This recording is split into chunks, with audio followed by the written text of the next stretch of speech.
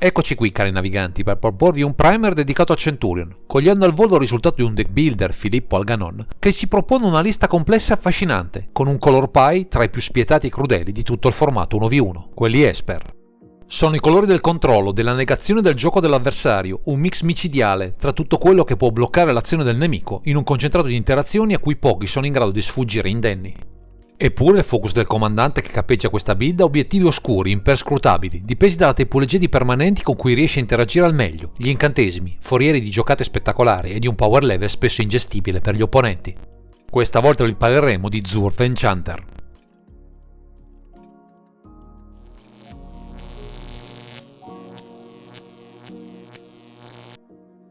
Siamo al cospetto di uno dei personaggi più iconici di Magic, leggendaria spesso abusata soprattutto in passato, come fulcro per gli archetipi a 100 carte dall'alto potenziale, che però, almeno fino ad ora, non trovava una degna collocazione nel formato Centurion. Ma andiamo con ordine, descrivendo le sue caratteristiche. Con 4 mana, uno generico e 3 specifici, uno bianco, uno blu e uno nero, abbiamo un mago umano con forza 1 e costituzione 4, volare e un'unica abilità, che ci offre potenti sinergie con gli incantesimi. La sua abilità recita: ogni qualvolta Zurf Enchanter attacca, puoi passare in rassegna il tuo grimorio, prendere una carta incantesimo con costo di mana convertito pari o inferiore a 3 e metterla in gioco. Se lo fai, rimescola il tuo grimorio. Avere un tutore nella zona di comando può risultare un vantaggio enorme, soprattutto se rapportato a tutto quello che gli incantesimi ci possono offrire, ma i vincoli da dover sostenere per riuscire a ottenere qualche vantaggio dall'abilità del generale non sono certo poche. Innanzitutto il suo costo di casta è complesso e non certo leggero da sostenere, in un color pie che non è certo il massimo per effetti di ramp. Inoltre Zur non è rapido e non è in grado di proteggersi da solo, ampliando i limiti di una creatura alla mercé di un formato interattivo come il Centurion. Eppure, con una serie di accorgimenti mirati, questa build capitanata da questo Zurf Enchanter è riuscito nell'impresa di conquistare la vetta di un torneo, con una sapiente alchimia di stratagemmi e risorse, che avremo modo di scoprire nelle pieghe di questo primer a lui dedicato.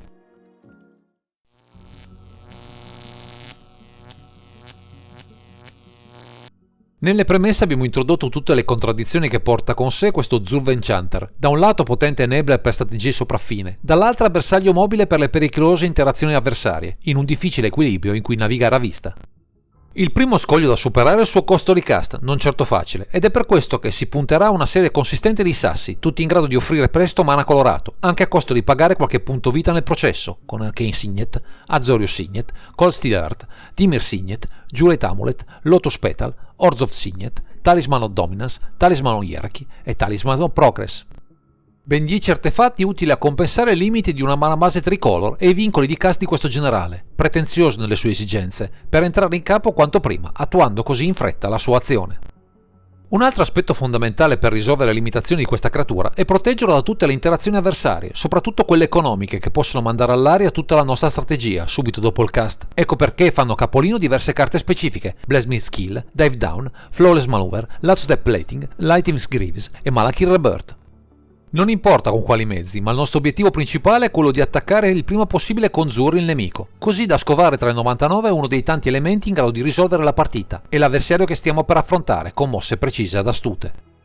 Se vogliamo risolvere alla radice ogni tentativo di uccidere il nostro generale, basterà mettere in campo una di queste protezioni, Timely Ward o Vanishing, a seconda del contesto da affrontare, così da avere, senza cast o possibili interferenze, la garanzia di poter attaccare all'infinito il nemico.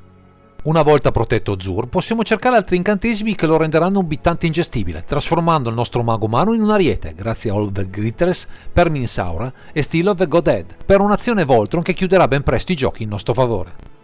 Come ulteriore garanzia per chiudere le partite, abbinato agli strumenti di life gain del mazzo, Petal Blossom alla lunga può risultare un ulteriore finisher, proponendo continuamente bittanti fastidiosi in uno stillicidio di danni con ben poche possibilità di replica. Ulteriore vantaggio ottenibile dagli incantesimi passa attraverso una serie di elementi di lock, con Greater Aromancy, Rest in Peace e Wave of Inertia, che in combinazione tra loro creeranno un blocco di qualsiasi combat dell'avversario, spegnendo le sue velleità in modo definitivo. Ci sono poi singole carte specifiche per spegnere determinati archetipi, come Solitary Confinement, adatto per contrastare i mazzi a base aggro o tempo, impedendone la capacità offensiva e di conseguenza qualsiasi loro chiusura. Anche per le combo del nemico abbiamo una risposta in grado di inibirne la pericolosità, Nevermore, andando a spegnere diverse sue possibili strategie concatenate in un unico turno, dando a noi tutto il tempo di chiudere con il nostro generale. Verso i contro non abbiamo una strategia specifica, ci può venire in soccorso una carta appena tornata disponibile nel formato, Necropotence, così da avere in combinazione con gli altri incantesimi a disposizione un accesso virtualmente limitato del nostro grimorio, così da avere sempre carte pronte a replicare colpo su colpo all'opponente.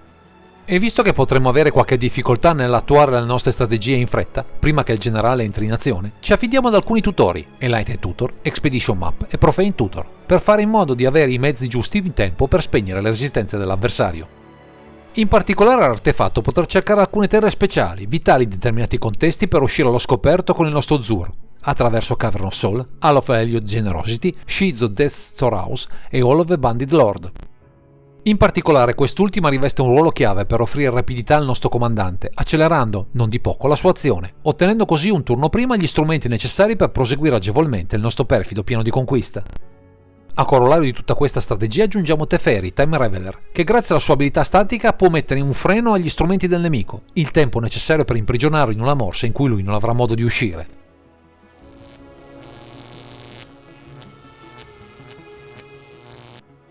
Se gli intenti che ruotano attorno a Zur Enchanter sono evidenti e persino semplici nella loro attuazione, mettere in pratica in ogni circostanza questo gameplay non è affatto facile, anzi richiede sangue freddo e una certa capacità di interagire a ogni possibile pericolo. Per questo una buona sezione della build si comporta come un control deck, anche se con solo una parte degli elementi distintivi, riducendo al minimo i cantrip ad esempio, con solo Brainstorm e Gitaxian Probe a supporto di questa tipologia di carte. Anche gli scartini sono in numero minore rispetto ad altre build più votate al controllo, con solo Duris, Inquisition o Kozilek e Tuxize a disposizione, con l'intento più di evitare interazioni moleste che un vero e proprio end denial spinto. Sul fronte del counter invece si preferisce un apporto cospicuo di carte, soprattutto quelle castabili a costo zero, con ben 10 slot dedicate a questo tipo di interazioni, attraverso Counterspell, Draw in the Lock, Force of Negation, Force of Will, Mana Leak, Meltdown Misstep, Mother of the Mixture, Negate, Swan Song e Turn Aside. Insomma, non si bada a spese su questo fronte, ma è più che comprensibile, visto che le minacce peggiori al nostro gameplay arriveranno a velocità instant sul nostro povero generale, sempre a rischio di essere rimosso dal tavolo di gioco. Anche sul fronte delle spot removal cercheremo di annoverare il meglio che i colori esper ci mettono a disposizione, infierendo in particolare su quello che ci può impedire di attaccare con Zur indisturbati, grazie a Anguish Unmaking, Bloodshed First, Damn, Decrypt Mutation, Detention Sphere, Dismember, Infernal's Grasp, Gaia's Gale, Sudden Edict, Sword to Plusher e Vindicate. L'obiettivo principale sarà quello di rimuovere qualsiasi elemento che possa inibire il nostro piano di gioco, impedendo di poter attaccare con profitto con il comandante indisturbati. E dato che annoveriamo una sola creatura in questa build, un paio di vratte efficaci ci faranno sicuramente comodo, soprattutto nei primi turni della partita, ma con Supreme Verdict e Toxic Delage avremo modo di riprendere le redini del match, spazzando via in un sol colpo ogni minaccia a terra.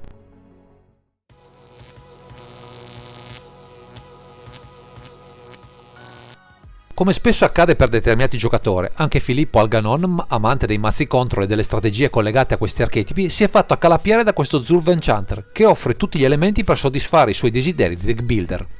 Con l'intento di costruire un toolbox efficace e flessibile, la naturale predisposizione di questo generale di cercare nel grimorio pezzi specifici non può che far gola, ma le difficoltà per costruire una build solida e funzionale non mancano certo. La mancanza di protezioni naturali, il costo di cast e l'incapacità di rendere attivo sin dal suo ingresso la sua portentosa abilità hanno reso l'impresa non certo facile, anche se i nuovi Unban, uniti al parco carte presenti in Centurion, offrono molti strumenti di pregio. Un cammino tortuoso quello imposto da Zur Enchanter, ma si sa, se si vuole salire in alto, sull'Olimpo dei vincitori, bisogna accettare le difficoltà, facendone prezioso tesoro ad ogni passo.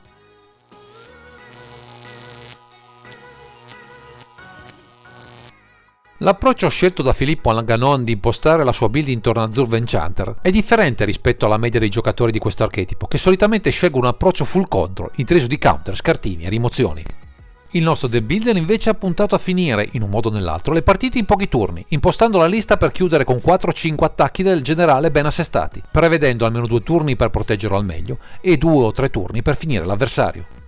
La partita si decide nel turno in cui si gioca al comandante e cogliere il momento giusto per castarlo o aspettare per avere più mana libero risolve più dell'80% della difficoltà di questo archetipo.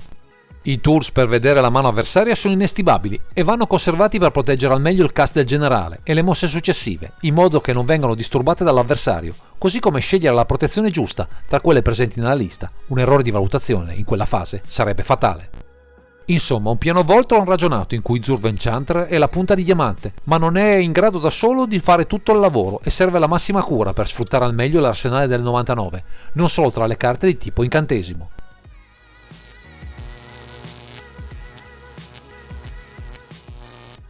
Grazie ai consigli del nostro The Builder proviamo ora a comprendere come questo archetipo basato su Zurv-Enchanter si posiziona nel meta Centurion rispetto ai diversi archetipi che al momento bazzecano tra i tavoli da gioco.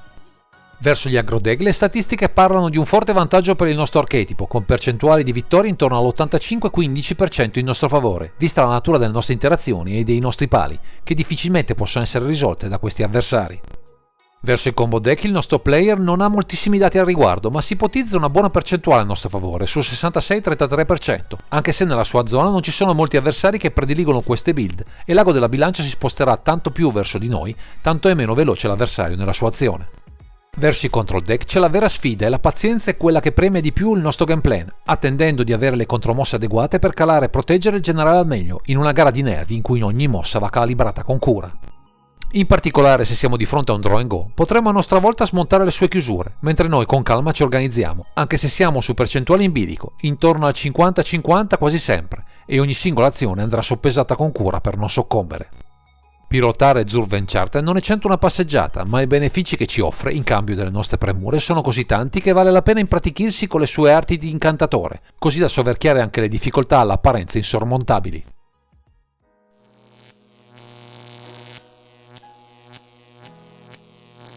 Ogni volta che Filippo Alganon intravede in un nuovo set per questo Zurv-Enchanter un incantesimo a costo 3 o meno nei colori Esper, ne prova a valutare il potenziale, anche se in questo momento è rimasta a bocca asciutta con le ultime uscite di queste settimane. Ci sono però tante possibili varianti dipendenti dal meta e dalle mode del momento, che possono trovare posto tra le 99, come nel caso di Titan Remedy contro i mazzi che fanno molto life gain, o Energy Flux verso gli archetipi a base artefatti, che spesso compaiono in gran numero nel formato. C'è però una carta che dà un po' sotto i riflettori, Fall for Favor, visto cosa offre soprattutto sul fronte dell'abilità Monarch, anche se avremo difficoltà in certi frangenti a mantenere la corona e l'indubbio vantaggio che offre, se siamo di fronte ad avversari che popolano in fretta il board di minacce. Insomma, niente ancora in grado di cambiare l'assetto di questa build basata su Zurv-Enchanter, ma non è mai detta l'ultima parola, in fondo basta poco per avere nuovi giocattoli a tema incantesimi con cui potenziare questo archetipo flessibile e insidioso.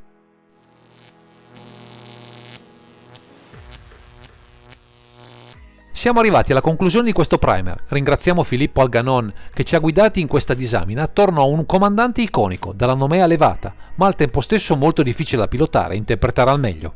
Se siete amanti dei colori Esper o vi piace l'idea di avere un tutore flessibile nella zona di comando, questo Zurv-Enchanter potrebbe fare a caso vostro, purché amiate il gioco ragionato, lasciando l'irruenza in un cassetto a riposare sonni tranquilli. Per ulteriori approfondimenti o anche solo per saperne qualcosa di più su questo formato, seguite il canale su YouTube Centurion TV. Il link è presente in fondo a questo video dove troverete matchup, guida alle build e una community sempre pronta a darvi spunti e consigli. Direi che questo è tutto per questo video, grazie per averci seguito e non dimenticate di commentare, condividere e sottoscrivere il canale per ritrovarci sempre qui su Underground Sea.